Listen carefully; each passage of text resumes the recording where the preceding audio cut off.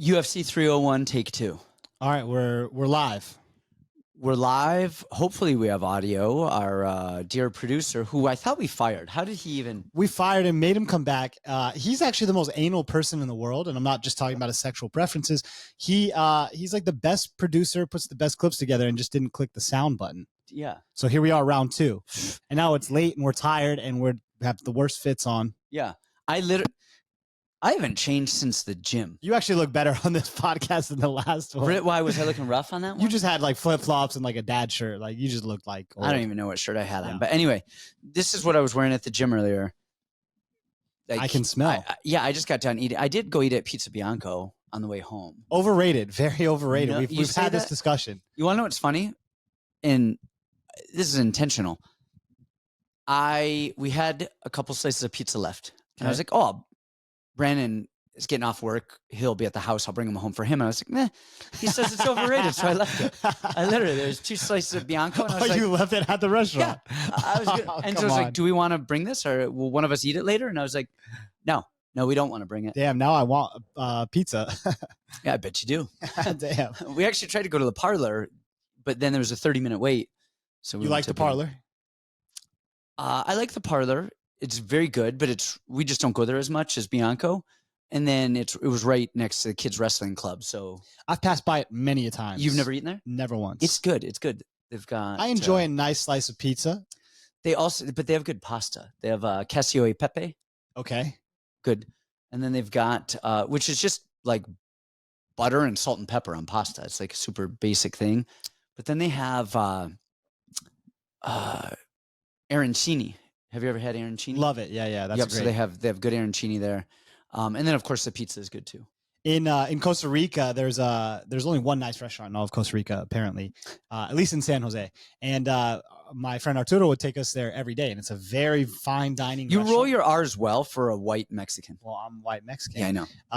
And he would take us there every single day, and I remember I was having lunch there, like after training, and we're looking at all the stuff, and the guy goes, "Hey, that squid ink pasta is delicious. Oh. Just know that later on, that squid ink is gonna reassert itself." I had the worst diarrhea for the next 2 weeks, and it was black every time. Horrible. Oh, brutal. All right. Speaking of brutal, we have it's Cooper's daughter. Oh, Jesus. It's Cooper's daughter. It's a bourbon. It's delicious. It's like aged in like walnut or maple oak barrels. That sounds awful. And it's like sweet. It almost tastes like an old fashioned. If you were to add like an ice cube, you'd be like, oh, I'm drinking an old fashioned without. None of that's good anyways, but we'll try this. And I haven't been drinking at all. And so I will be drunk. That's the opposite of me. I drink like, more than I'm happy to admit. I was going to ask if this was your drinking night, because I know you have like designated drinking nights. No. Wednesdays. Wednesday we have a drink after the. Yeah. Yep. I love a good. Well, we're not getting hammered. Well, we could. Well, we'll start getting real Tony Kelly on this Brazil card if we start drinking. On Wednesdays, I usually have like a couple glasses of wine. What do you think? That's the least bad out of all of them, but it's I like how you did not you did not go anything positive. Like, oh, that's not bad. That is the least bad out of all.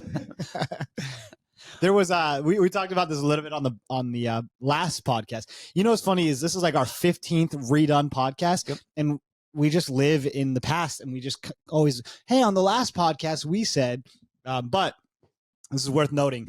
Pero Angulo fought on bare knuckle last week, and I was talking about it because it's the least bad. He's the worst boxer I've ever seen in my life. He just looks horrible. He's unathletic, like doesn't keep his hands up, like fundamentals are awful. He dropped Erlanzi Laura twice in boxing. It's unbelievable. He went 10 rounds with Canelo. Like, this dude fought at the highest levels. And the other guy grabbed his braids and just starts mashing his face. His face is swollen shut. His hair comes undone, is out of the braids. The dude's still holding onto his hair. It's like a cat fight. And the guy gets so tired from trying to murder poor Pero Angulo. And then Angulo's like, all right, now my face is a bloody mess. It's over. And just one shot at him. Sick. Reminds me of when Jasmine pulled Tracy's hair. Just Vicious. Oh, do you remember that in the fight? No. Yeah, I was like, all right, okay. Tracy got real ghetto in that fight. Yep, the veil came out. The veil came The out. veil came, full veil. And then we were talking about just quick recap. Last week for us, we went 4-1. We had Hunter Azure had a beautiful main event performance. He looked amazing. An opponent. We had a guy, Yevgeny Sharavinsky, who we called Jekka, won a beautiful fight. And then Kyle Estrada won, a decision after a long time off. He doesn't have use of an eye anymore. A little fat too, but it's okay. He's a little chunky. He don't watch the show. He's skinny fat. He's like Mr. Burns. But everyone in the UFC, we had Mahashate, who fought a really tough Gabriel Benitez. Okay, you got it this time. Which last time I said Benito Lopez 68 times in a row. And then JSP lost a split decision to Onama. And just lost it to Impa, be real. Yeah, he lost a close fight. Just kept losing back control, and it is what it is. And shit comes with the game. Yeah, fought his balls off. Proud of him. Let's we had so much more to say. It was a way better intro as usual, but you'll never know. You'll never know. Yeah, you'll never. We'll just say how good it was. This podcast is way more distracted. Actually, this is something because we have the laptop turned around so we can see ourselves. So if you see me like looking slightly to my right, it's because I'm staring at our beautiful faces. But everybody keeps coming up to me and they keep. This is like 3 times today. All the Mongolians come up to me and go, "You're big." Oh, big. And I go, I'm like, what do you mean? And I have the worst. Keep talking. Yeah, I have the worst body dysmorphia ever. Someone yesterday was like, oh, you've been taking all the protein, huh? And I just go, man, I'm getting fat. I know it. I get it. I'm trying my hardest, but I'm getting fat. And people are trying to compliment me, and I just take it the worst way possible. Like, oh, you say I'm fat? Oh, okay. And now you have to look at yourself. Yeah, there you go. This episode is brought to you by FightChalk.com. All of the pro tape, compare all of the odds from a bunch of different books, because you don't want to put in a bet. That bet wins, and you're like, oh, shit, there was better odds in a different book that I could have thrown down on. I bet the worst odds possible because I'm trying to challenge myself. I like that. It's, shit's too easy. Uphill battle. And then, all the pros picks, all the tape, all the odds, FightChalk.com. Let's go right into this because I don't have the mental capacity to do a lot. All right, well, let's get it. Let's go. We've got Alessandro Costa and Kevin Borjas. I do not roll my R's well. Borjas. I can't do it. Anyway, I think these odds have come down since we did the pod just we the like other day. Borjas a lot. Man, we like Borjas a lot at plus 148 or plus 150. Now he's plus 113, and much different. It is a little different. Go. I like Borjas. I think that Costa is getting one of the worst matchups. We spent like 10 minutes on the heights, but I think Borjas is taller than listed. He looks like he's probably 5'7", and if that's the case, that's 5'7" versus 5'3", 5'4". I think that's going to make a significant difference. His quick 1-2, his boxing, his speed in and out, I think is huge. His takedown defense, and not even so much that, but his ability to pop back up. And then Costa, these short little arms, has trouble finding range, doesn't really wrestle offensively, at least effectively. Throws a lot of calf kicks, which could be good, but I think he's going to get pops if he throws a lot of calf kicks just by, Borjas' way longer arms. Even though the line's coming down, I think I still like Borjas here. I agree. Borjas throws 1-2s right down the middle, and they're not the most perfect 1-2s that we've ever seen, but they are 1-2s. And Costa is so square in his stance. He's just so wide, and he gets hit right down the middle. We saw, was it Erceg that beat him up right down the middle? Yeah, it was Erceg. Yeah. Right down the middle. We saw Amir Albazi right down the middle. Everything he lands right down the middle. And Borjas has some issues. Like, he's a little sloppy. He's a little wild.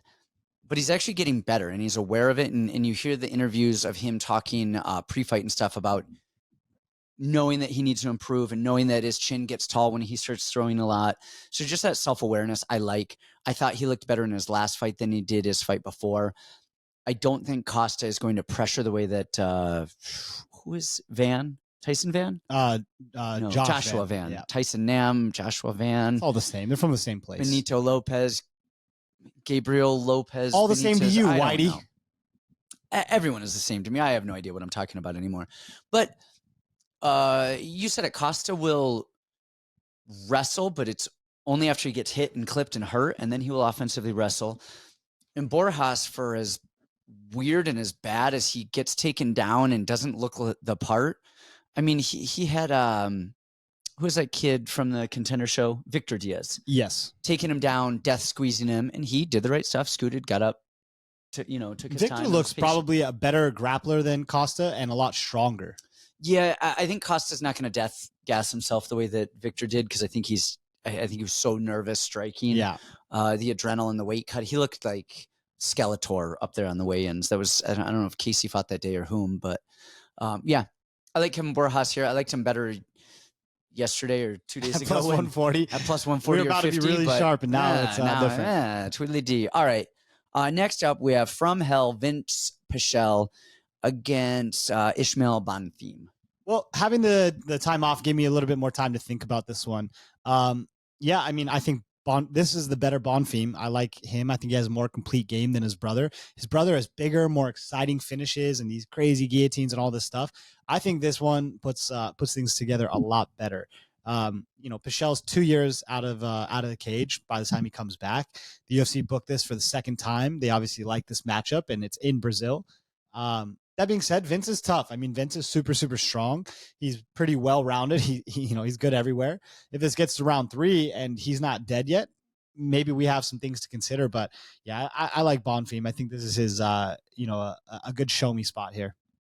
I don't disagree, but I think it's going to be like some competitive rounds and not necessarily like Vince is winning and looking amazing, but I think he's long and he moves weird and he throws a lot. And I think Bonfim is going to be from the outside. Yeah. Oh, shit. Delicious. Hints of maple. I taste the chocolate in the leaves. And, I think Bonfim actually, his low kicks, I think, are actually going to do a lot of damage. And I think that he checks well and his Muay Thai is better than most of the people Vince has fought, and so I think a lot of his striking is going to be nullified in the kicking department anyway. But Pachella is so loopy and like he's like one of those wild, wacky, floatable, inflatable things at the car dealership, and his just arms are just, it looks like noodles just kind of flying around. And first of all, isn't noodles is such a funny word? Say that a bunch of times back. And noodles? Forth. That's what we're on now? Yeah, noodles. All right. But I think Pachella is tough enough to not die. He's only lost to, I think he's got 3 losses in his UFC career. And I think he's going to stick it out to the end. And I think some of those rounds are like, man, Pachella didn't really do a lot, but he's just moved and threw a lot. And there's just like these weird moments where Bonfim doesn't find what he wants. But I think Bonfim is gonna win in a somewhat lackluster fight. I disagree. I think there's going to be a lot of violence on this card. Just the way that Brazilians are, they're violent people. And, I don't think of Bonfim. I think of more of Pachella. I think it's Pachella's movement in a big cage. I don't think it's up to him. Okay. He's 41 now. Imagine how you moved at 41. Oh my gosh. Imagine how I move right now. If you were like chasing me down, Can't get out of bed. I'm just sitting down. Just do me in. just shoot me now. All right. Next up, Ishmael is minus 550 and Pachella is plus 400. There's value. Next up, we have Dion Barbosa minus 205 against Ernesta. Who do you have? Ernesta Hoost. And it was funny on the last podcast. I'm going to say this. Kamala practiced this. He said for all. I didn't realize that he actually practices these names. Like, what a loser! He gives a shit about it. Yeah. It's crazy. Like he doesn't want to be made fun of in the comments, and nobody makes fun of him. No, because people made fun of him. They're like, "Oh, I think he's worse than Santino." And then he took that. He reads the comments, and that made him self-conscious. So he started practicing. He's been watching tape in these fights and see how people pronounce the announcers. I'm like, dude. You care way too much about what people think about you. You need to be worrying less about how to pronounce the names and more about how to turn the mics on. So go flame him in the comments because that's why you guys are getting a shitty podcast. Okay. Yeah, we have Diani Barbosa. I think that chick's super athletic. She trains with Cyborg. She's a judo base, which is interesting. Her takedowns teeter between awful and excellent at different times. Her wrestling is not great, and she has a really tough time like just cage wrestling and doing things in general. And then she hits these really shitty judo throws, but they work for her so well because she's practiced them so much. And honestly, with a girl even like Ernesta, Kataki, I don't think her takedown defense is excellent. The girl she fought in Contender Series was a striker. She wasn't working to grapple very much, and she's that tall. I don't know.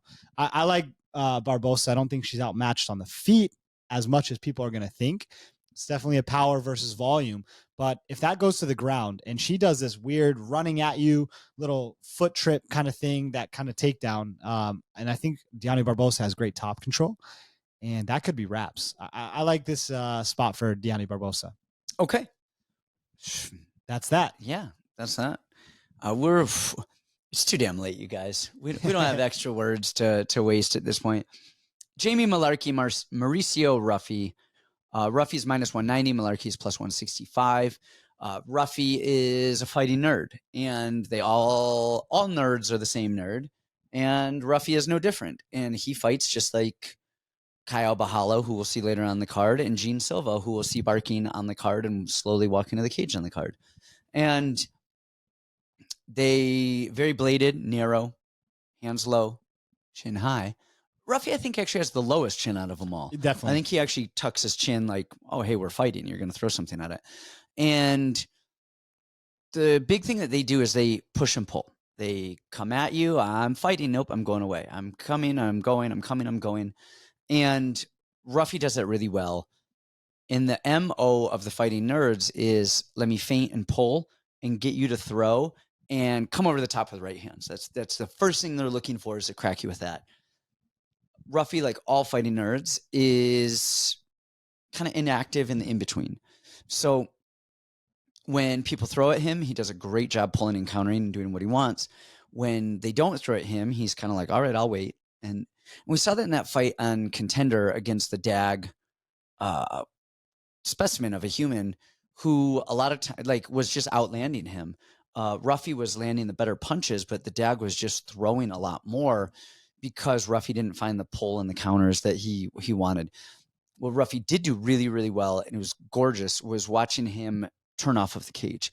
Every time the Dag came in and tried to wrestle him, he wouldn't defend and just settle on the cage or defend and start digging underhooks. He would defend and immediately turn off the cage and either separate and find position or dig an underhook and turn the Dag on the cage and find his way, his better cage position. It was really nicely done.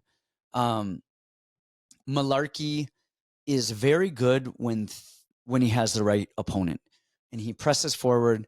Malarkey likes to a lot of volume. He's in your face. He knows what he's gonna do. He's a modern day Clay Guida with more hand volume versus wrestling volume. And he likes to come in and crowd in and dip and rip the body. I think he's going to have a really hard time doing that with Ruffy because of the range. And I think Ruffy keeps the range really well. And I think Malarkey's willingness to trade and volume and pressure is actually going to be his own demise, because I think Ruffy wants that exact style so he can counter. And I think a measured Malarkey would have a much better chance of beating Ruffy. But when have we ever seen a measured Malarkey? Yeah, and then we hit it big on the takedown defense last time also. And I think that's Malarkey's best part of his game, is his ability to mix everything. Whenever he's in trouble on the feet, he starts the wrestling, he scrambles well enough, he does everything well enough. He's like the little engine that could. I just think he's outgunned here. Ruffy really impressed me. The dude is calm, cool, collected, hits hard, has great timing, great distance management. I like a lot about his game. Now, again, yesterday when we were talking about this, minus 170 was a lot more fun than minus 190. For a guy that's going to get out volume, going to get out pace. But I think the Brazilian crowd is going to have a big piece in this every time he lands a punch, going nuts. But I think Ruffy can hurt him a lot, because I think he can hurt him a lot. Malarkey's good until his chin isn't good. Yeah, and he's weird. He makes me scared to fight sometimes because his hands are just always, like you said, that kind of little rip, but it's like his defense is never there. Even when he's like trying to have good defense, I don't know how to describe it. Everything always still gets through on him. And yeah, I think this is going to be a Ruffy knockout and a very convincing one. I like that. Okay. I like that. All right, we are moving along. Draicar close. Joaquim Silva. Draicar is minus 177. Joaquim is plus 152. Go. Give me your thoughts on this. I like Joaquim here. Draicar, it's crazy to think of Joaquim as the younger fighter, but he is a year younger than Draicar. That's like saying who is older, the Tyrannosaurus or the Stegosaurus? Yeah, but I just like, you think of Draicar as just like a young guy, and you think of Silva as like, man, this guy's been in wars. He's so old. He's the younger guy here, which is, it's crazy to me. Draicar's been out a lot for surgeries. A lot of surgeries, a lot of injuries, just had a baby. Very traumatic experience. If you guys haven't watched the birthing video, please go watch that. Is there an actual birthing video? You didn't see it? No, I saw something that was talking about like Courtney had a really rough birth, and that I guess it was at home birth. They videoed the whole thing. It was like no way at home, like in a bathtub or something. Did she go to the hospital? I don't know. Because I think it was like there was a lot of issues. It was just like a bloody mess. If you guys have that video, post it in the comments. The link. This is why I like medicine. I like doctors. People are like, oh, you've got an infection. Just put some of this flower oil on it, and it'll heal everything. And I'm like, you mean antibiotics from a doctor? Yeah, I don't need a chiropractor. I don't need a holistic anything. I want you to go to actual medical school. Western medicine, baby. Western medicine. Man, crazy. Give me doctors and big pharma, and you can keep all your holistic everything.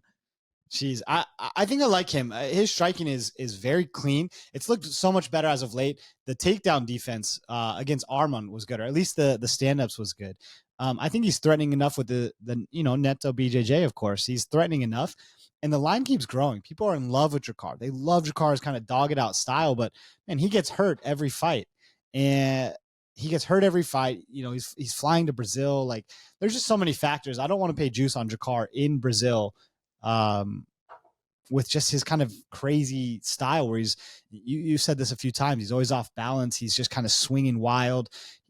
He's just more inclined to just fight instead of how do I say? What would be the word? He just wants to dog people instead of fight people. Well, he's too willing to fight people given his skill set.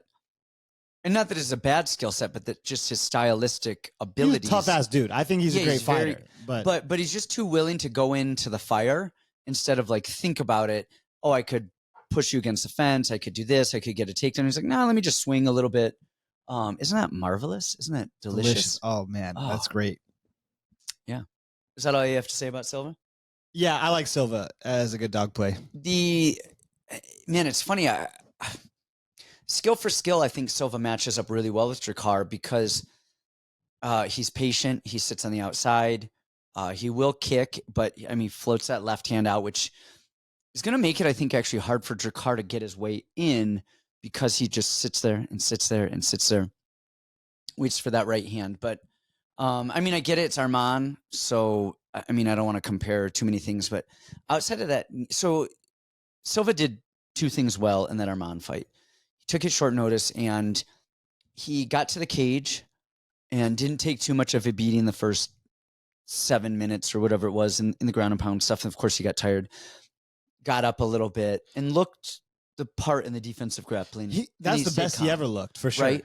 But then offensively, though, the only thing that he did was that knee. It was a knee that hit him, right? Yes. Other than that, it was. I remember Silva. In my head, I was like, no, he did nothing. I mean, that whole fight was that. Other thing is, watch the Clay Guida fight with Silva. The first 3 or 4 minutes, Silva didn't do anything but back up. Stylistically, it's a hard style to fight. It is, but and Silva does a lot of stuff well, where he attacks the guillotines, and he's got a tight guillotine. He attacks the neck, and he gets people off of him that way. but Draicar doesn't always shoot low. A lot of times he'll come up body lock and clinch and push people to the cage. And so I think a lot of that neck attack stuff isn't going to necessarily be there for him. And he's just so inactive that I got to lean Draicar by decision because I just think the inactivity of Silva. So now he's looking at, okay, you've got to finish Draicar. And then finishing Draicar, both I call it as a 50-50. It's a coin flip because they both get hit so much. They're both kind of wobbly. And I just think Draicar has more ways to win a decision just based on volume and movement. Interesting.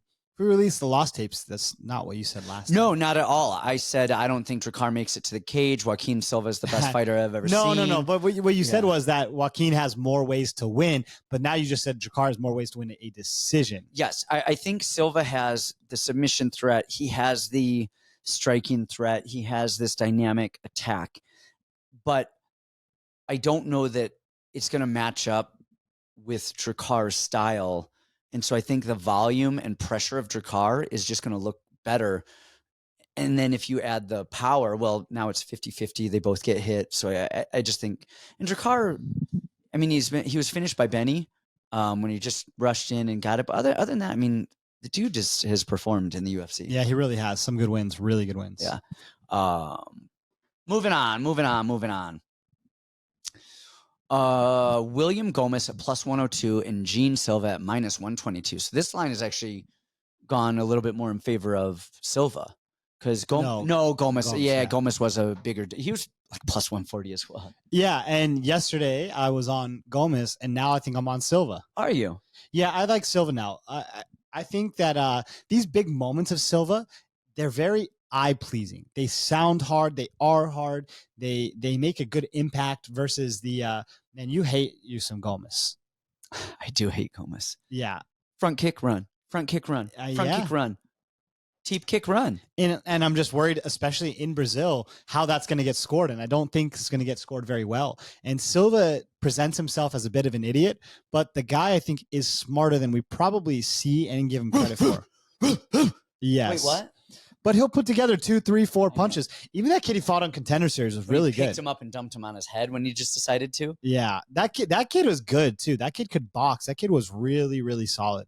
You know, for me to bet on the guy who's just going to kick and move and hope for a decision. Like, do we think he's finishing Silva? No. Is he going to take Silva down and put together 15 minutes of top control? No. So now we're talking about pure striking, and you have one style that's stick and move. And that style works much better in boxing than it does in MMA. And it works better in Paris in front of your home crowd. Yes, it sure does. Versus the guy that's going to stalk him down and throw these really, really big punches. Gomez has to fight perfect for 15 straight minutes. Silva could do this in one moment. This line is getting much closer. I like Gene Silva. On the closeness of the line, I like Silva. We talked about it yesterday.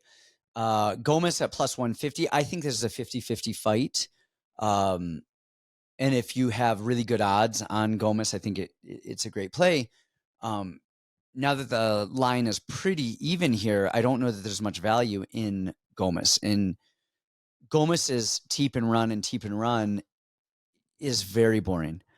And the moments that Silva is going to have are going to be better. And so now it's teep and run for 4 minutes versus 1 minute of good work from Gene Silva. And how do the judges score it? So yeah, I lean. I don't even know if I lean that way. I just think that it's in terms of being in Brazil, I could see a better case for it. I said Gomez is fast. He's a southpaw. And I am drunk. Are you? I'm watching you right now, and I'm trying to listen. I'm drunk. I do not drink, and I'm not that big. Well, you just got a Tesla. Congratulations. Welcome to the party. Thank you. All three of us have Teslas now. Yeah, me and Kamuela just got Teslas in the last week. Yeah. And now you can self-drive your way home. No, I just got banned for it. I didn't realize. Have you done that thing yet? You got to hold your fingers on the wheel. Yeah, you got to have something on the wheel. You have to have tension. I was like videoing it. I was like, look at this shit work. Look at it go. And it's like, yeah, we got you, bitch. 2 more times. You're banned for life. Hey, just put the fingers on. Set it. What It'll take you home. What's the point of that? I don't like the self-driving on it. I think it's like, I mean, I do when I'm like eating or if I'm on the freeway and I want to like text and like email. I do that. But you still have to have one hand? Yeah, but a lot of times I'll just put my knee on the wheel. That works? Just, oh, yeah. Any sort of tension. You can actually just put like a little clip on it. A clip on it, anything with like a little bit of weight, and it'll, as long as it feels a little tension, it'll balance it. No way. Okay, Yeah. that's perfect because I'm like, first of all, I have this little crab Claw. hand. Yeah. So how can I text and touch the wheel at the same time? And then I'm not left-handed, so for me to text left. No, you it's a just use like disaster. your knee, or you put like anything on it, and like like a hair clip. yeah. No, not a hair clip. Something with a little weight, like even a watch. Sometimes depending on where it's at, will work. Or something just it's heavy Okay. enough. So anyway, Where were we? William Gomez. Yeah, he's losing. I could still see him winning by running and just touching and being fast. That seems like such a slim margin way to win. So here, I'm going to say this, and this is just the only reason why I'm doing this. I think it's a 50-50 fight. All right. So I honestly think it's a coin toss because it's like volume and running. And because remember, the nerds just stand there. And if you don't give them anything, they have a hard time closing the distance. But so will Gomez. If you don't give him anything, what's he going to do? Teep run, teep run, teep run. He can't run if no one's coming at him. Teep, teep, teep, teep, teep. Just spam it. But here's the thing. The only reason I'm going to do this is because you got 3 fighting nerds on the card. They can't go 3-0. Yeah, do they go 3-0? And the odds Kyle's say for no. sure winning, yeah. Yep, and I think Kyle and Ruffy win. And so for nothing more than MMA retardation math, I'm going to go with Gomez on the Brazil's sweeping this on time. to break it. So, all right. We've got Elvis Brener, Macbeth Orolbai. Did you like how last week I looked right into camera? I made Gabe zoom in onto my face, and I said, Ronnie Yaya is winning this fight. And then on your picks on Patreon, you said Victor Henry by KO. Yeah. It's the only thing that saved my whole week. No, but I got an early line on Yaya, and then, I got some closing line value. It was great. So it was a good bet. And then I bet the other side, just breaking down the matchup, 2-3 KO, and we got it. It was great. All right. So Orolbai? I'm going Elvis Brener here. I'm going to be the one going against the grain, the only one going against the grain. I just put $1,000 bet in on Elvis Brener. I wasn't even drunk when I did that either. So it was before you got to my house. It was before. Yeah, it was yesterday. I don't have a lot to say about it. I think when you're training for one thing and one thing only, it is really easy to train for that one thing. If I know this guy's just going to go for takedowns, spam it nonstop, okay, that is what I'm going to train for. I'm game planning for it. I know it, and I'm going to work to be effective that way. I think everybody thinks that, again, that Orolbai is going to come out and take him down and wrist ride him and beat him up for 15 minutes and destroy him. I think Orolbai is going to come out and take him down and wrist ride him and beat him up for 15 minutes. That's really what you think? Kind of, yeah. Yeah, but then why isn't the line like crazy? You know what I mean? Everyone's looking at this as free money. Unproven in the UFC. Well, I'll tell you why the line isn't crazy. Guram Kuchitaladze. And Zubaira Tukhugov, who can wrestle his ass off. Yeah, but Sukagov got tired. Fine. He gassed. But how do you know that Orolbai won't get tired? Don't use your spells on me. Exactly. In Brazil, his first UFC pay-per-view in Brazil, Viva Mujer, whatever the fuck they say, Viva Mujer, gonna die. This dude's gonna be like, I don't even speak English, so what the hell does this mean in fucking Mongolian? Whatever he speaks. What does he speak? I don't know. Whatever. He's gonna get knocked out. I think he's not. I think everybody's on him. He is a good striker too. I love his level changes, his pumps from the outside, his offensive wrestling is sick. The way that he doesn't have the same EPO that he grabbed Medic and was just like, listen, go back to Alaska. That's what he said to him. I think we have to end this show here, folks, because I think I need to call Brandon a cab, and his Brazilian girlfriend will pick him up and bring him home. She's gonna stab me. The thing that worries me is actually the way that Brener body locked Kuchitaladze and threw him down a couple times. Like a child. Like a whore. I mean, whoa. Like a child. What a show this is. So, no, he threw him down, and that was impressive. But the thing with Kuchitaladze is he is more of a traditional wrestler in the, Who the hell did he fight? We know who he fought. Gamrot. Yeah, Gamrot. And those two were like, man, shooting low singling, going like wrestling. And then Brener was like, I see you're wrestling. I'm going to body lock you and just throw you down. And you see some people that are really good at defending body locks and some that aren't, and this and that. Kutateladze is very just picky with his wrestling and when he chooses to use it and defending it and stuff. And so anybody can get caught. I thought Kutateladze was winning so much of that fight, and Brener just had these moments and he just wouldn't die. And his cardio, he just kept coming back from the dead.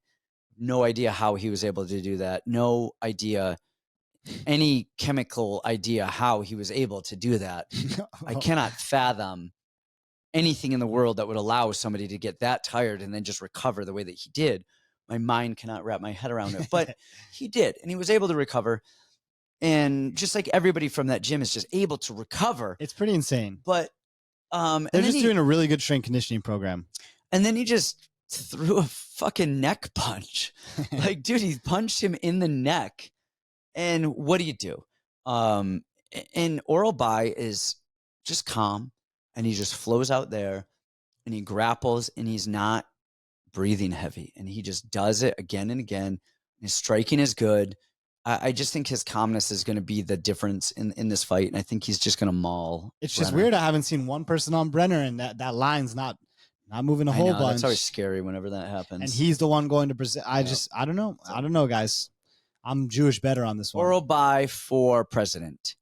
All right, next up we have Yasmin Lucendo versus Karolina Kowalkiewicz. Karolina. Karolina's plus 355, and Yasmin is minus 425. I think Yasmin's going to win this fight. She's good. Karolina at plus 355 is not a bad bet. That's considering real tempting. Women's MMA and the resurgence of Karolina. And she's good. She can grapple. We've seen Lucendo get grappled before. Yeah, I mean, Karolina, especially. So in her last fight, she looked like she was falling off pretty hard against Belbita, right? And I got caught in that trap too, where I was like, oh, I'm gonna slam it. And then she had this crazy resurgence. It's insane. In between rounds, she caught a second and a third and a fourth wind. Just amazing that. Where does she train again? South Florida air and that Brazilian air is just as a right dose of humidity. It's right dosing of humidity. You just breathe it in, and it helps you breathe it out. Yep. Yeah.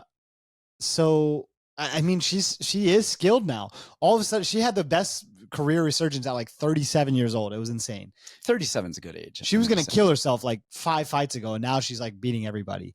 It's insane. But I think this line is crazy wide. Like, this girl, Lucendo, she's a dog, and she's gangsta. I will give her that. Will you bet pre on Karolina and then hedge out?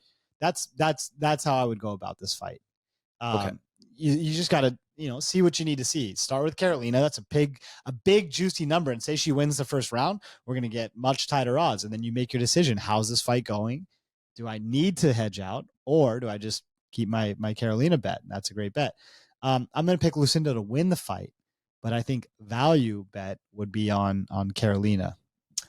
You heard it here first, folks. Actually, you're probably going to hear this last because you're not going on this one. This is going to come out like 4 minutes before the fight start. So, Jack Shore plus 145, Joe Anderson, Brito, which JSP, who fought Brito, and man, people are giving him so much shit online over that fight. Why? Like he has been DM'd about 1 million times.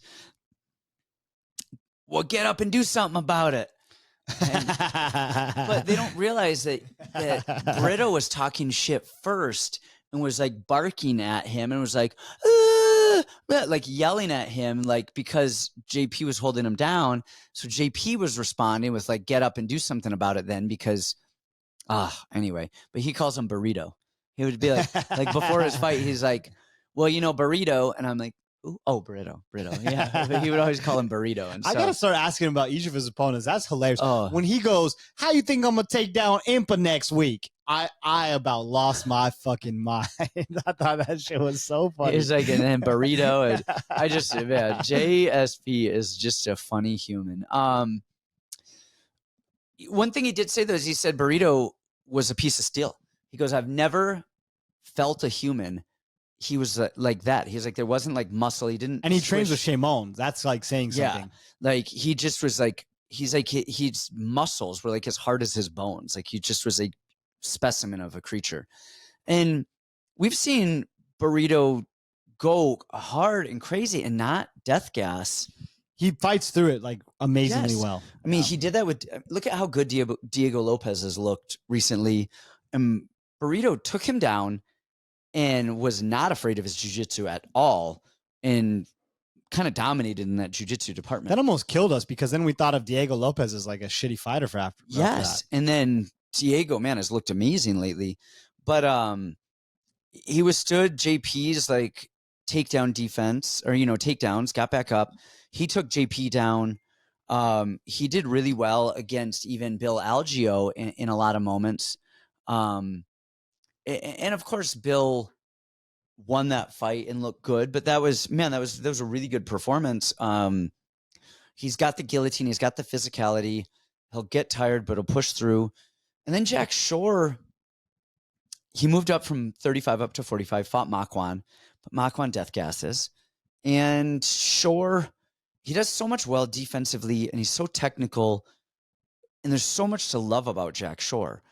But he just, I don't know that he's filled into a pure 145-pound frame, whereas I think Brito is a pretty massive 45. Like, he's just thick. Yeah. And so I mean, Shore could absolutely pick him apart and counter wrestle and do that. But I just think the physicality of Brito in Brazil, just swinging and going and being in his face. Like I like Brito here.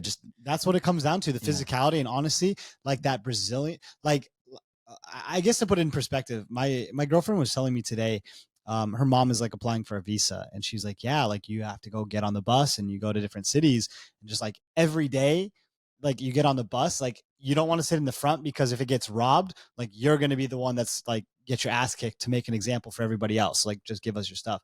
That's the kind of like life that a lot of these Brazilians like just live with in like a daily life. It is a very different hardened person versus Jack Shores from Wales.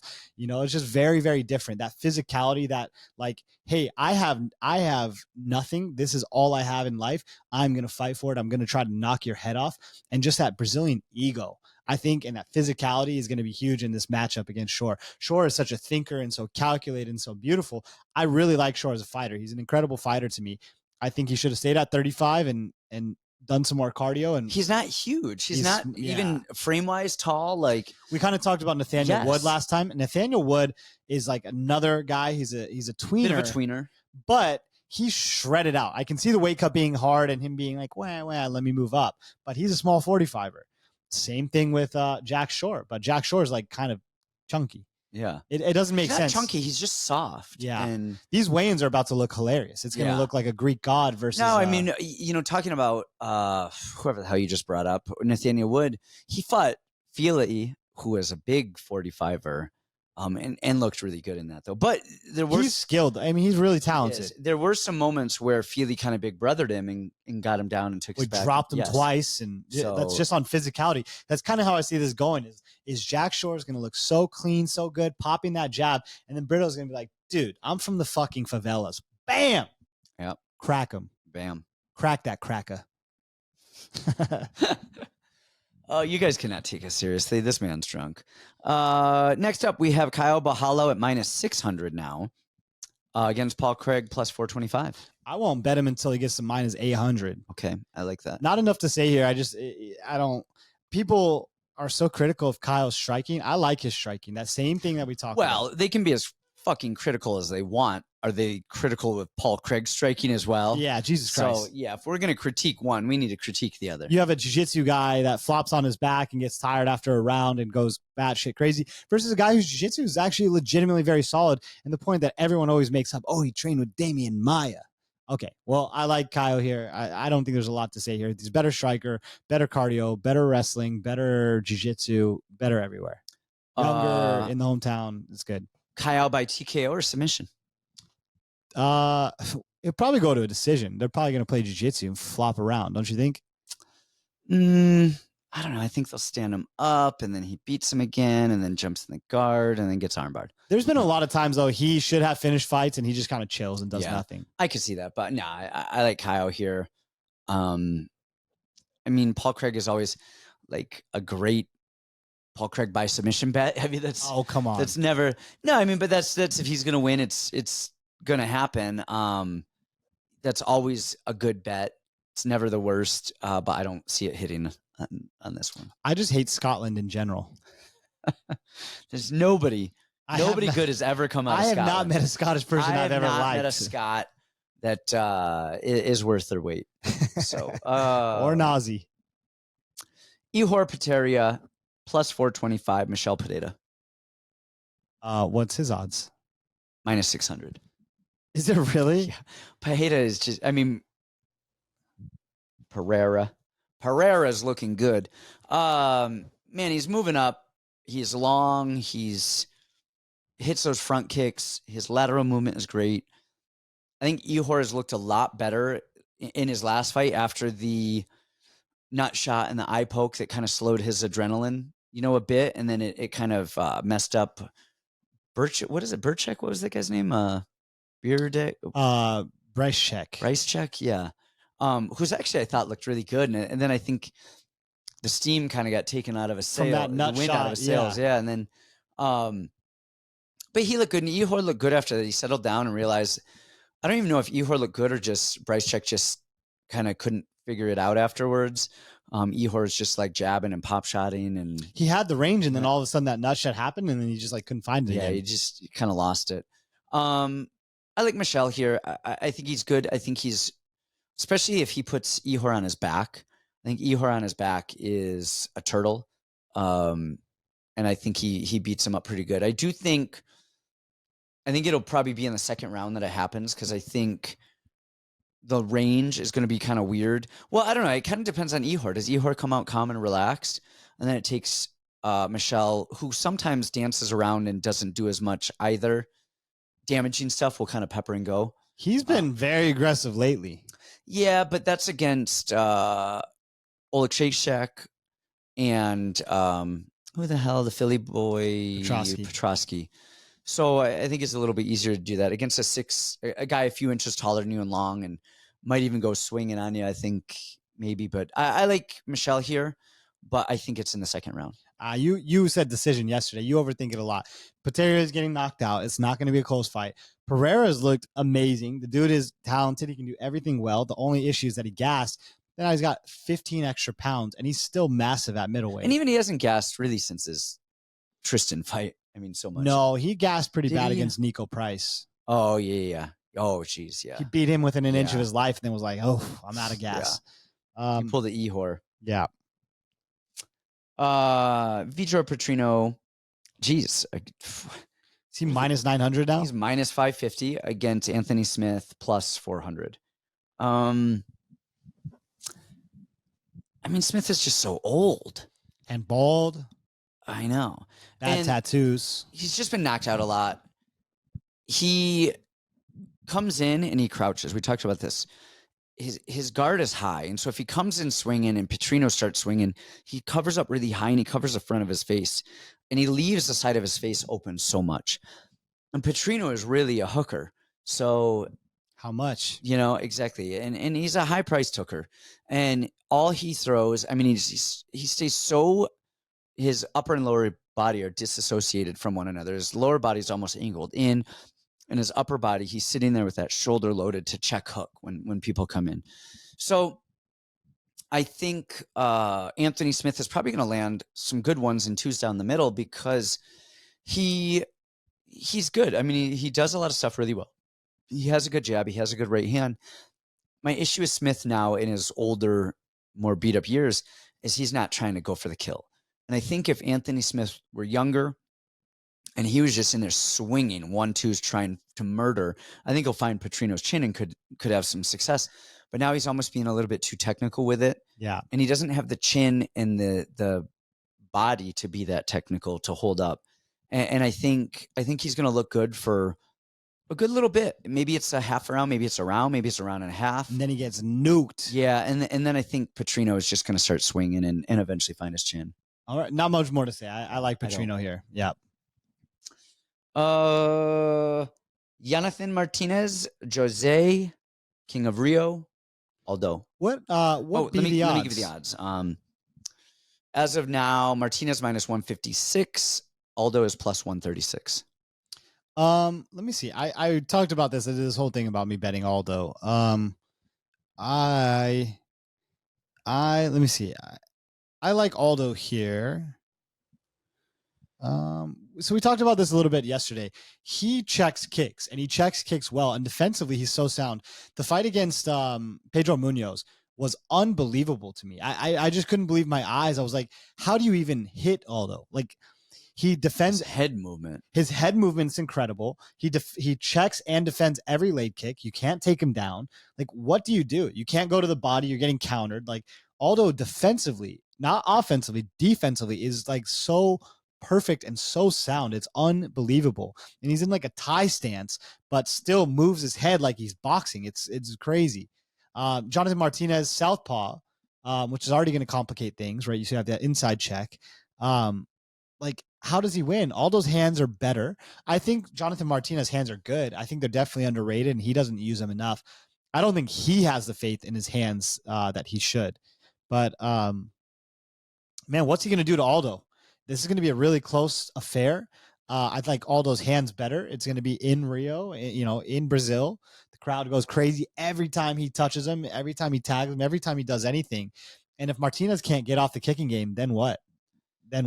And then is there any agency that might test any fighters for any? There's actually no agency currently.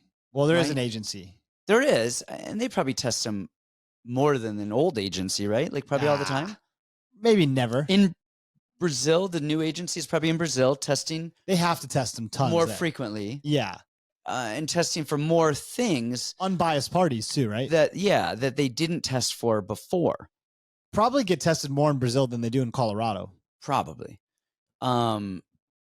Not that it matters. I mean, I don't think anybody needs to be tested. Tested for what? Like, yeah, I mean, I don't know. I just, I mean, they always do blood tests. Marijuana? Like HIV, hepatitis B and C. They want to make sure that there's no issues in bodily fluids. Like that type of testing is what I'm talking about. And so you've got fast hands Aldo who checks kicks and rips the body, just like Davey Grant did. Right hand of the body, left hook upstairs, and on to the next. So I like Aldo here. I'm still curious what number I got. I don't think I was drunk when I put that one in either. You've been drunk for longer than you think you have. Jesus Christ. We've got a main event. Good. You guys check out the Patreon. Brandon put some bangers down for BKFC the other day. Oh, we hit 3-1-1 on dogs. On dogs, yeah. That was awesome. Yeah. Go to fightchalk.com. Pros picks, tape study, check the odds. And now we have a main event. Who's fighting? Steve Erceg at plus 169 and Alexander Pantoja at minus 194. Interesting. So this line keeps getting closer for Erceg. Like, more money coming in on Erceg. Interesting. More money, more problems. Erceg's technically excellent. I think he's a really, really good fighter. I think we're 3 fights removed from everybody making this massive narrative about his cardio. It's going to be his first 5-round fight, first pay-per-view main event in his 4th fight in the UFC, which is crazy, and fighting a guy that just doesn't give a shit. I've told the story 10 million times, but I hit Pantoja so fucking hard, and he just kind of like looked around and was like, whatever. Like, watching him just head down and just eat punches and not care. Dude, he doesn't care. It's freaky. And not saying like I'm anything crazy or anything special, but I took it. I had such no, but technique. You aren't a good measure because you're you. Yes. But I've watched other people who are actual grown-ups who hit hard do the same thing. Hit him, and he's just like unfazed at all. He looks at you like this, and then just goes. That is how he punches. So he does swim his punches too. He swims at you. Man, I love Pantoja. What I like about Pantoja, 2 things, is the chaos and how well he lives in it. It's a chaotic universe, and Pantoja's making sense within that chaos. And honestly, his back game, not his whole jiu-jitsu game. He's got good back shots. Yes, he has good jiu-jitsu, but he purple belts it too much, and he over scrambles. And you see guys like him and Moreno and him and Royval over scrambling and doing too much and changing positions a lot because they're so submission heavy that a lot of purple belt jiu-jitsu happens. And for you guys that don't know what we're talking about, we don't mean these guys are purple belts. Of course, we know he's a black belt and he's a very good black belt. When we say purple belt jiu-jitsu, we're talking about people that just chase submission so much that it's like you go, I go, you go, I go, instead of just settling down, taking your time, controlling the position. And then if a submission is there, great. But Royval is the same. I mean, Moreno's a little bit the same as well. I think he does really well getting the back, and I think he shoots, and I think he slides the back really well. Erceg has a great one too. He has really good punches right down the middle. And Pantoja, for as great in the chaos that he is, he also settles back and takes a lot of moments between his chaos. And when he does that, I think Erceg is going to really pick him apart. I don't think we're going to see Erceg get caught up in the chaos with him and in the scrambles with him. And I think if Erceg can avoid the chaos, I think there's a lot of ifs because we just don't know how he's going to perform in a round 4 and 5 in the lights and all of that stuff. We also didn't know the way that Draicar du Plessis was going to look in the same way. And definitely could. He's got an air about him. He's so good. He doesn't. There's nothing to me about Erceg who looks like he's killed 6 people. Like why? Like what kind of kill? Like in his basement? Murder, like serial killer. Like that dude looks like he's like, oh, hi, how are you doing? And then he goes inside and he takes a finger out of the fridge and like microwaves it. But he doesn't, I don't think the nerves are going to get to him. He seems so even keel and normal. And I really like his punches. I like he does exit tall. Traditionally, he has done that again, it's Matt Schnell. Schnell, for as weak as his chin is, he's a very technical striker. Schnell looked beautiful on the inside against Erceg, just shoe shining and firing. I think Pantoja can do that a lot and land a lot. Erceg wore everything perfectly. Nothing really. I mean, actually, it was the Costa fight was the one that actually hurt him. But Erceg, when Schnell would press him and swing and go, a lot of times he would exit forward. He would bump him and roll and come out the back. I think Erceg is getting better since we first saw him in the UFC, and I think he's getting better and better. I like the fact that he's actually with a very small team because I think all of the eyes and attention is on him for this camp. I bet you they probably brought in people for him specific for it. I think he's going to show out. I think he's going to look really good. Can Pantoja win? Absolutely. But at some point, that crazy chaotic jaw has got to go out. I think Erceg probably hits harder than Moreno, and I think he's less reckless than Royval. And I could see a way where he wins this. I like Erceg here. I actually think the best way to play this is Erceg pre. I think he's going to have an amazing first 2 rounds. I think you're going to be like, shit, this guy is the champion. And then I think, one slip, one catch a kick, one stupid mistake, and Pantoja is going to jump on that back. And Pantoja looks dead. Like you always think like cardio, he's going out. Him and Draicar du Plessis. Yeah, but man, he pushes through it. Like I kept fishing for a live bet in the Royval fight. I'm like, yeah, this is Royval's time to take over. And every time I would, Royval would be on his back, and Pantoja is fucking heavy on top. That dude his jiu-jitsu is excellent. I think Erceg, bet him pre, hold on to it, see how it's looking, because he's definitely the cleaner striker for sure. And I think he's got great gas, great instincts, great jiu-jitsu, especially in the first 2 rounds. After that, it could get sketchy, but great pre-bet, and then I think you can fish for a live Pantoja bet, honestly. As he breaks him in the pressure and the chaos. Who's your winner? Pantoja. All right. UFC 301 people. We're drunk. Drunk Brandon is going home. He's going to go drive home. I'm going to go drive. Drunk and drive. And, stay sober, kids.